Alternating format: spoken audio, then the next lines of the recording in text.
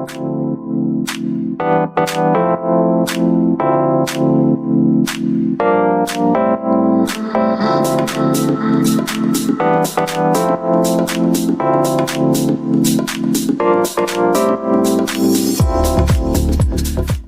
guys, welcome to Talk Tech Africa from wherever you're listening from, in and or outside of Africa. You're listening from Nigeria, you're listening from Canada, the United States, Germany, Kenya, or from one part of the world, anywhere in the world.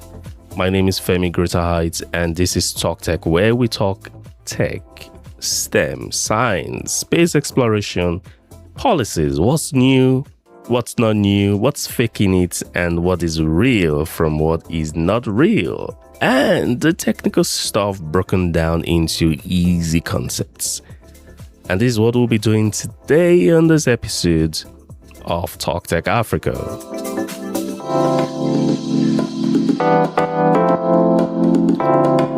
And I'm moving straight to the story. Lesotho is on the way of having its first AI data center. So is this a big dream or it's a digital turning point? Dream because I say, hey, we've announced this, looks like a dream, but it doesn't come to life. Or is this really, really, really a digital turning point for Lesotho?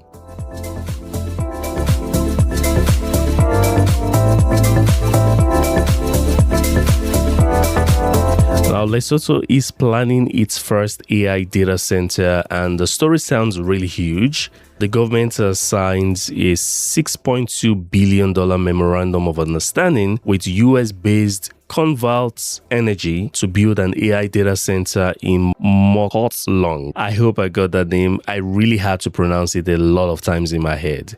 So this particular US-based company will be building AI data center alongside a 1.2 gigawatts of hydropower, a 4.6 gigawatt of solar, and up to 4 gigawatts hour of battery energy storage. So let me explain that. Those are power terminologies, so I'll break it down. So they are building a data center. So a data center is like a giant digital warehouse.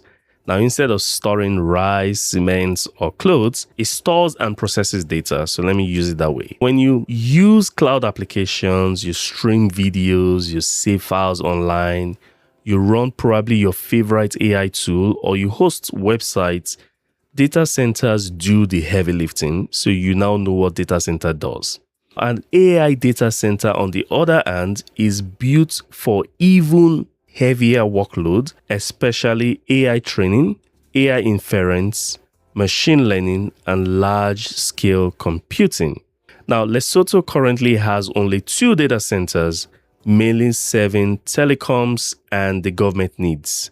There's a difference between something being a memorandum of understanding and something being built. I've seen this in Africa over and over again.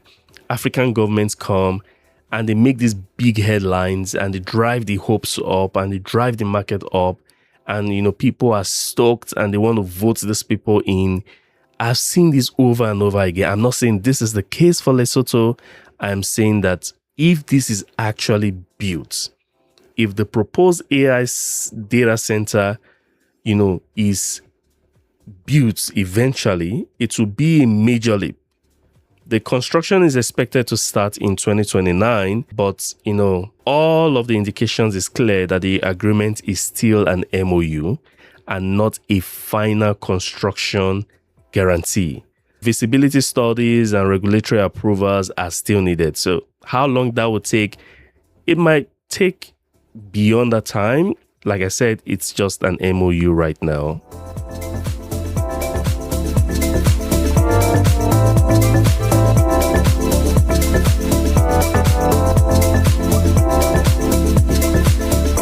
Now, if this AI data center actually works, the benefits would be very serious. So Lesotho had internet penetration of 48% at the end of 2025, and youth unemployment was around 30%. A large data center could support faster internet, lower latency, local cloud services, digital jobs, what else? Technical trainings and new business activities.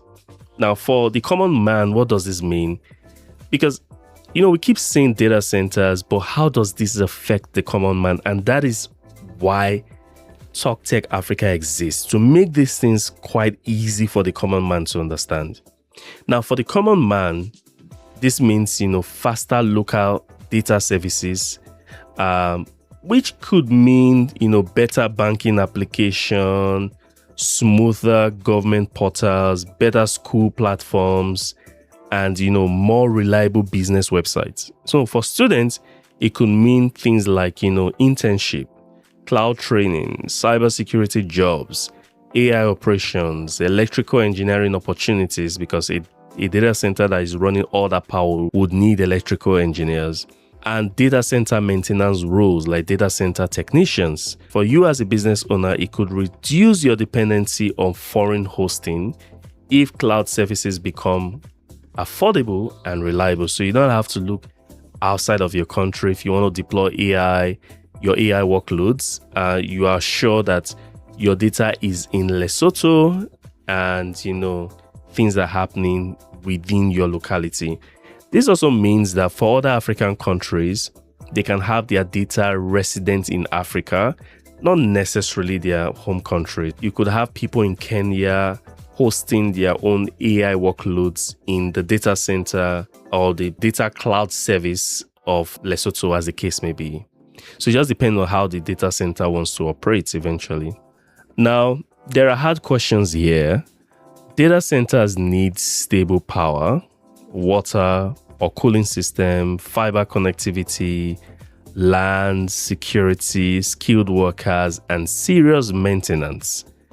AI data centers consume huge energy compared to the regular data centers. Now, the Lesotho plan includes hydropower, solar, and battery storage, which really sounds good, but execution will matter more than just the announcement. Compared with South Africa, Nigeria, Kenya, and Egypt, Lesotho is not the first country people think of when it comes to Africa data center markets. I'm not saying this to say Lesotho does not deserve to have this, but when investors are coming into Africa, they are looking at the big names. So this really makes me happy that this is going into Lesotho. Now, for example, South Africa already has a stronger enterprise infrastructure. Nigeria has a massive population and a booming digital economy. Kenya has, regional tech influence. Egypt has strategic geography and connectivity.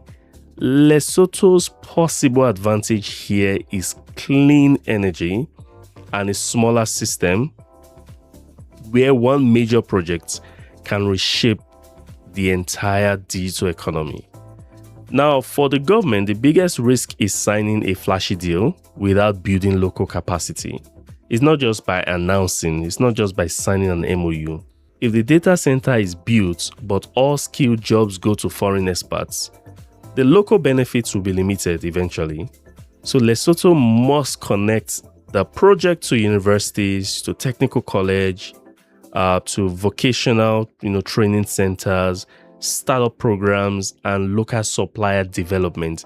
There's still a huge gap. Between now and 2029 is roughly about two and a half years from now. So I think they can put these things in place if truly this is the right direction that, the government is taking this.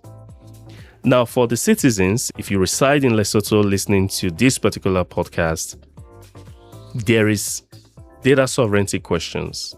If Lesotho hosts more data locally, who protects the data? What privacy laws exist for that data? Who can access it?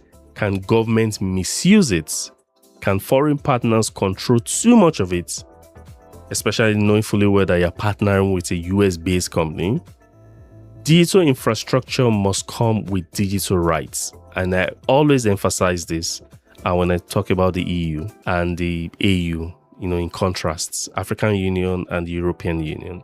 Now, the future expectation is that African countries will compete for data center investments, AI needs computing power and data centers need cheap energy, political stability, fiber connectivity, and a friendly regulation. Not regulations that changes when a particular president comes in and it goes and everything goes back to ground zero. Now, countries with renewable energy may become very attractive, but the winners will not be the countries that announce the biggest numbers. The winners will be the countries that actually build, connect, regulate, and train their people. So for Lesotho, this could be a turning point, but until construction starts and money moves beyond announcements, it remains a big promise. And is somebody going to keep that promise?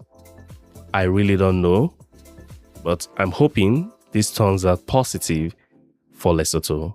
My name is Femi Greater Heights. This is Talk Tech Africa. Catch you guys in the next episode. Peace.